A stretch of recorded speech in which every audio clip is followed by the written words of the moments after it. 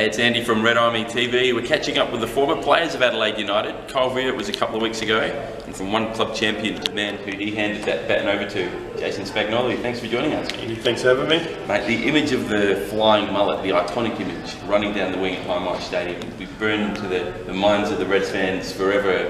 What memories of being a Reds player has burned into your mind?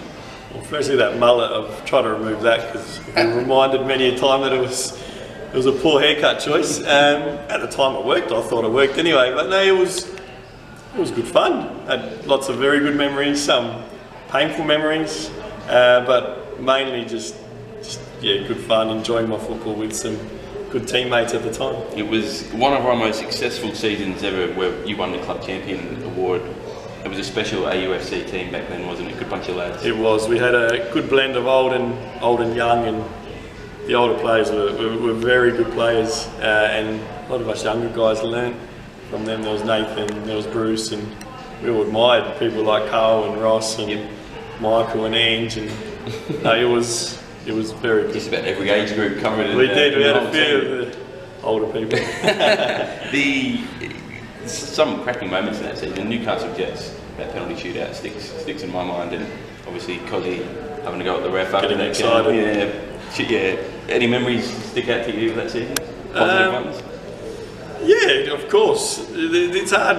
I look back and you try to think of exact moments, but everything becomes quite a blur, and you remember more like going away with the team, obviously at home, the preparation, the training, and there's lots of fun moments, and yeah, you have some games that are more enjoyable, and at the time that would have been easier than others in terms of just the workload that you would have expressed on the pitch. But yeah, obviously the finals were always exciting. There was a different buzz about it, but I was a young kid and just getting a chance to play, it was all good. It was all good. There's one memory that comes to my mind, and that was the crushing grand final loss at the end of the season. What do you remember of that day, and do you think that kind of knocked us back for 10 years, or do you think it kind of built the character of Adelaide United? Oh, it was hard, that one. I remember I was injured going in, and I remember injuring myself again, so that was a bad day on many fronts, and obviously the disappointment of the loss.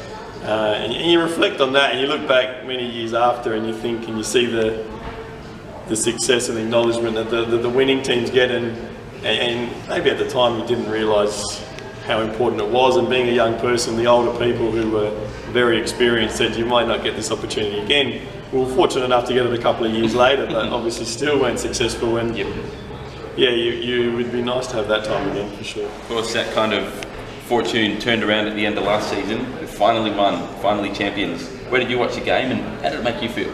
It was great. Obviously great for the existing team, great for the club on a whole, because soccer's played and participated by many in South Australia, and to finally win it, obviously it would have been great for the 11 on the pitch, great for the squad, but great for the broader community.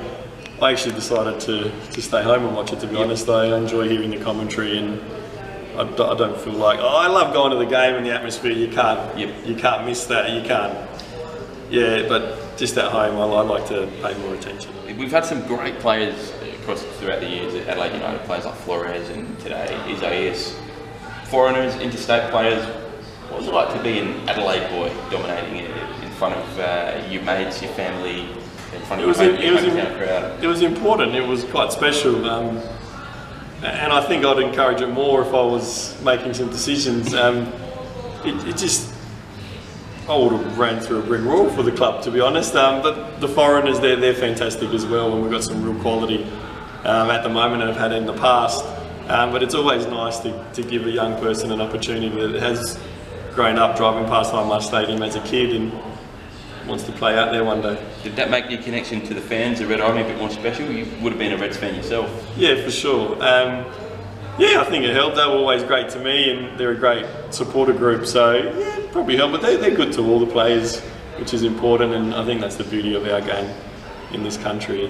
You are really supported by the fans. Would have made it a little easier to motivate yourself to play in those big games like Melbourne Victory and stuff like that, the teams that the fans really kind of thrive off beating.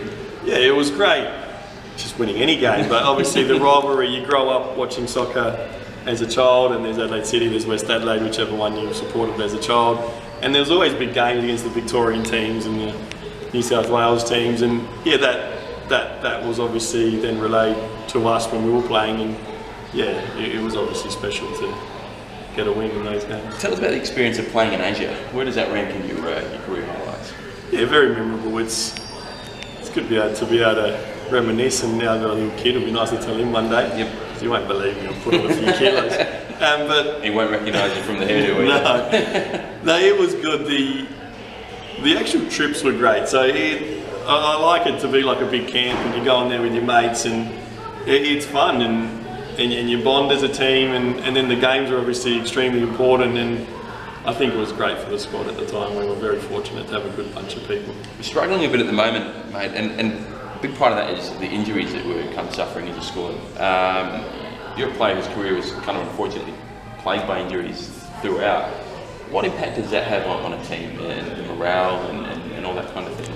Oh, definitely. It's not nice to get injured, and the team has had quite a few, unfortunately, and there's been quality players, and there's obviously people that step into that role, so it gets filled, but it always hurts because the squads are obviously capped.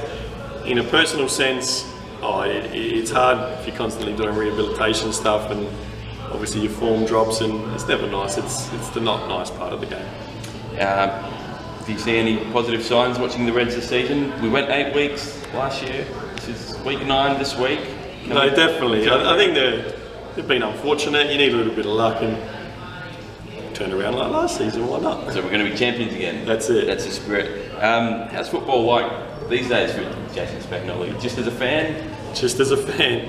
Like I said, I've put on 20 kilos since I last kicked the ball, so I'll break. Like you said, I broke down before. I'll definitely be doing a hamstring now.